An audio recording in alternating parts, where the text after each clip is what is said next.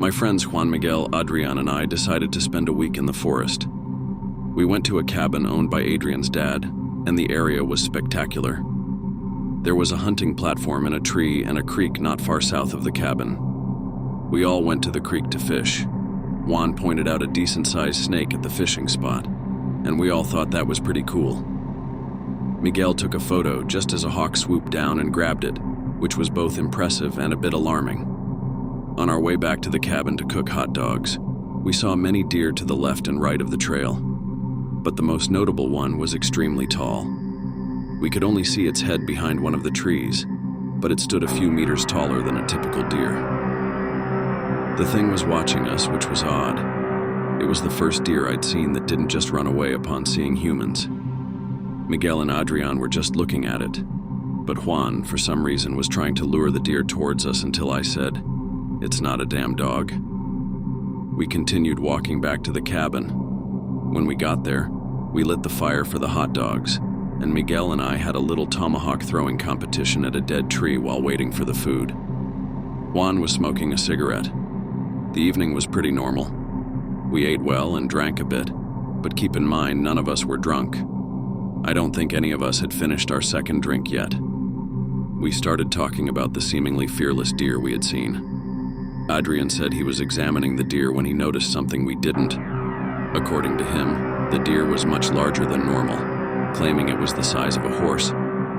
We dismissed this as simply a rare specimen that happened to be that large. Around midnight, we all went into the cabin to settle in. I was sleeping pretty well until I heard something outside. It sounded like a deer call, but deeper and right beside the cabin. The sound got closer and closer, and then I saw a face in my window. It was the head of a deer. I could make out large antlers, and when it opened its mouth to breathe, I saw teeth that shouldn't have been so sharp, teeth that didn't fit in a deer's mouth. Whatever it was over 2 meters tall because its head reached the top of the window and its antlers extended above it.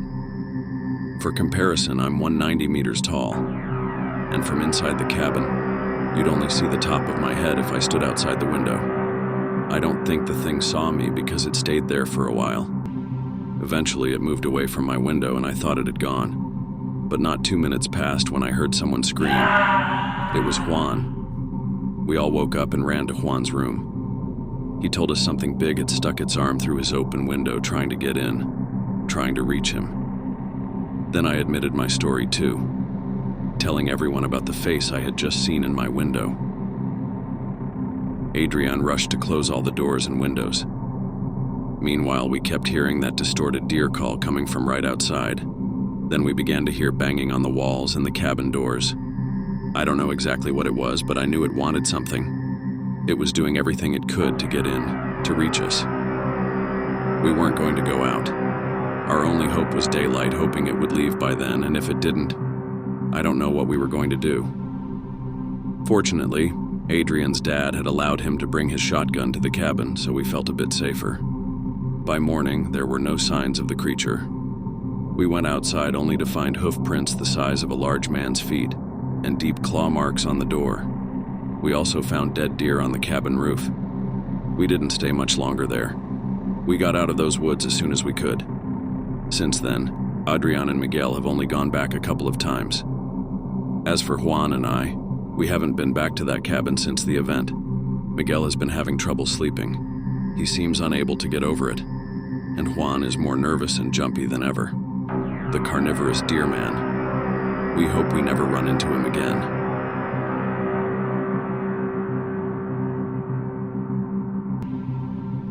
I was 8 years old in the summer of 2009 when my parents and I decided to stay in a cabin at a campsite called Quinua for about a week. We had many great times there before. Dan and I used to camp on an island in the huge lake and go fishing. But this time would be different. The cabins we stayed in had a spare bed, and we had a lot of fun on our first day. I remember riding my bike along the path leading to the cabins and feeling the excitement of being back in Quinua. That night, before falling asleep, I was reading a book for about 20 minutes. I woke up later. I don't know how much time had passed, and the room was completely dark. I simply couldn't fall back asleep, no idea why. I lay there for a while, closing my eyes and shifting positions, trying to fall asleep again. Finally, just as I was about to fall asleep, I heard the worst and most horrible sound I've ever heard in my life. The best way to describe it is as a deep, demonic laugh, and to my horror, it was followed by the sound of something climbing up the wooden staircase. I screamed for my parents, and the climbing stopped suddenly. I was crying uncontrollably and told them what had happened. They saw or heard nothing and thought I had just had a nightmare. I ended up sleeping with my mom for the rest of the trip, but I still couldn't sleep well that night. I also had difficulties on subsequent nights and to this day in my own bunk bed. I can't sleep on the top. It just scares me too much. I want to believe it was just my imagination. Sometimes it can play tricks on you. But on the other hand, the thought of what might have been climbing that staircase horrifies me. I don't think I would want to see it.